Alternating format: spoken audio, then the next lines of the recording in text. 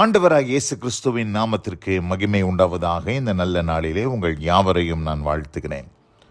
இந்த நாளின் தியானத்திற்கு என்று தெரிந்து கொள்ளப்பட்ட வேத பகுதி சங்கீதம் 41 சங்கீதம் 1 வசனம். Psalm 41 verse 1. சிறுமைப்பட்டவன் மேல் சிந்தை உள்ளவன் பாக்கியவான், தீங்கு நாளில் கர்த்தர் அவனை விடுவிப்பார். Blessed is he who considers the poor. The Lord will deliver him in time of trouble. பிரியமானவர்களே, நான் வாசிக்க கேட்டதான இந்த வார்த்தைகளிலே யாரை குறித்து சங்கீதக்காரனாகிய தாவீது எழுதுகிறார் என்று சொன்னால், சிறுமைப்பட்டவர்கள் மேல் சிந்தை உள்ள ஒரு மனுஷனை குறித்து எழுதுகிறார். Blessed man, blessed is he who considers the poor. ஏழை எளிய மக்கள் மேல் மனதுருக்கம் உடைய, சிந்தையுடைய, யோசனையுடைய மக்களை, அப்படிப்பட்டதான மனுஷன் யார் என்றால் அவன் ஒரு பாக்கியவான் என்று வேதம் சொல்லுகிறது. இன்றைக்கு நம் அநேக நேரங்களிலே நாம் ஏழை எளிய மக்களை நினைப்பதே இல்லை. நம்ம ஏதோ நம்மளால் ஏதோ ஒரு சில்லறை காசு போடுறோமா, அவ்வளவுதான். ஒரு ஏழைக்கு ஒரு சில்லறை காசு போடுறோம். ஆனால் நம்மளை சுற்றிலும் ஒரு பெரிய சமுதாயம், தேவையோடு இருக்கக்கூடிய ஒரு பெரிய சமுதாயம் நமக்காக காத்திருக்கிறது. அநேகருக்கு அநேக தேவைகளோடு கூட இருக்கிறார்கள். அநேக ஏழை பிள்ளைகள், விதவைகள், அனாதைகள், திக்கற்றவர்கள், ஆதரவற்றவர்கள் நம்மை சுற்றிலும் இருக்கும் பொழுது நமக்கு அவர்கள் மேல் எந்த விதமான சிந்தையும் இல்லாமல் நாம் வாழ்ந்து கொண்டிருப்போமேனால் நம்மை பார்த்து ஆண்டவர் ஒரு நாளும் பாக்கியவான் என்று தேவன் சொல்லவே மாட்டார். ஆனால் இந்த 41 சங்கீதத்தில் இந்த முதல் 3 வசனங்களை நான் வாசிக்கிறேன். அதில் பாருங்க, அந்த சிறுமைப்பட்டவன் மேல் சிந்தை உள்ள அந்த மனுஷன் அவன் பாக்கியவான் மாத்திரமல்ல, அவனுக்கு ஒரு 6 ஆசீர்வாதங்களை அங்கே கொடுக்கறத நம்ம பார்க்கிறோம். நான் அந்த முதல் 3 வசனங்களை வாசிக்கிறேன். சிறுமைப்பட்டவன் மேல் சிந்தை உள்ளவன் பாக்கியவான், தீங்கு நாளில் கர்த்தர் அவனை விடுவிப்பார். கர்த்தர் அவனை பாதுகாத்து அவனை உயிரோடே வைப்பார். பூமியில் அவன் பாக்கியவனாய் இருப்பான். அவன் சத்துருக்களின் இஷ்டத்திற்கு நீர் அவனை ஒப்புக்கொடீர். படுக்கையின் மேல் வியாதியாய் கிடக்கிற அவனை கர்த்தர் தாங்குவார்.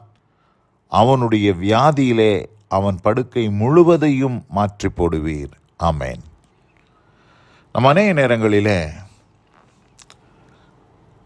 பக்தி உடையவர்களாக இருக்கிறோம், ரொம்ப ரிலீஜியஸாக இருக்கிறோம், எப்பொழுதுமே நம்ம சபைக்கு போகிறோம், ஜெபம் பண்ணுறோம், எல்லாம் செய்கிறோம், அதுவே போதும் அப்படின்னு சொல்லி நாம் யோசிக்கிறோம்.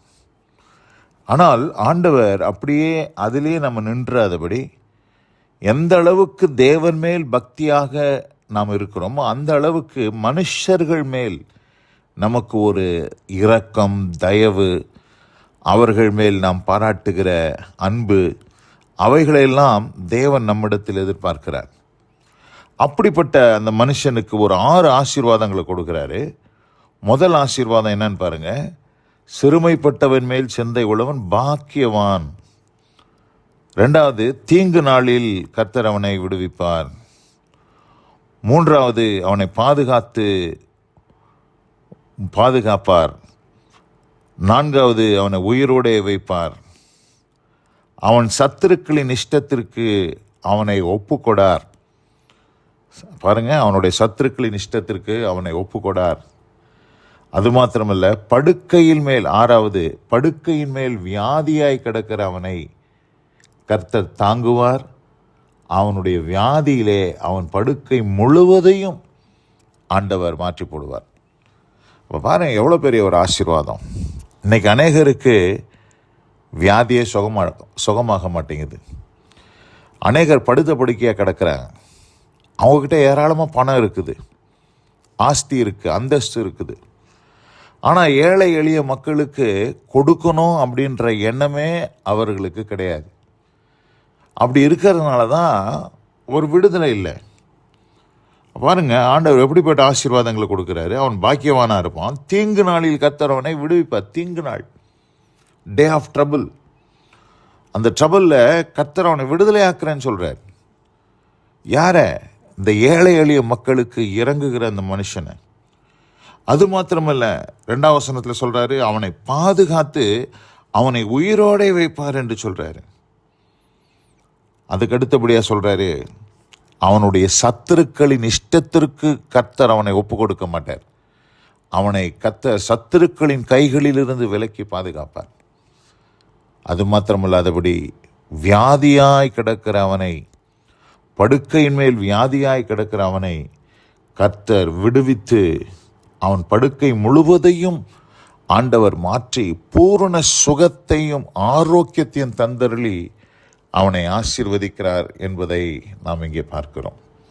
பிரியமானவர்களே, இந்த அருமையான இந்த நல்ல நாளில் கூட சங்கீதக்காரனாகிய தாவீதோடு கூட சேர்ந்து நாமும் அப்படிப்பட்டவர்களாய் இருப்போமேனால் நிச்சயமாகவே ஆண்டவர் இந்த 6 ஆசீர்வாதங்களை உங்களுக்கும் கொடுப்பதற்கு தேவன் போதுமானவராக இருக்கிறார். ஆதலால் நாம் என்ன செய்ய வேண்டும்? சிறுமைப்பட்ட மக்களின் மேல் சிந்தையுடையவர்களாக நாம் இருக்க வேண்டும். we should consider the poor. நாம் ஏழை எளிய மக்களை நம்ம கன்சிடர் பண்ணணும். அப்படி நம்ம செய்யும்போது கர்த்தர் பெரிய ஆசீர்வாதங்களை நமக்கு தந்தருளி ஆசீர்வதிப்பதற்கு தேவன் போதுமானவராக இருக்கிறார். வசனம் கேட்ட பிள்ளைகள் ஒவ்வொருவரையும் கர்த்தர் ஆசீர்வதித்து காப்பாராக. God bless you all. ஆமேன், ஆமேன்.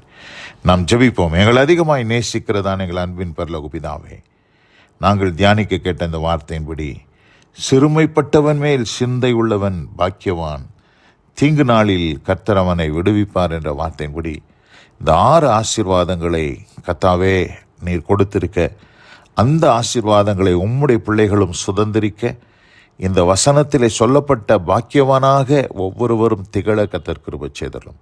ஆசீர்வதிப்பீராக. இயேசு கிறிஸ்துவின் வல்ல நாமத்தில் பிதாவே. ஆமேன், ஆமேன்.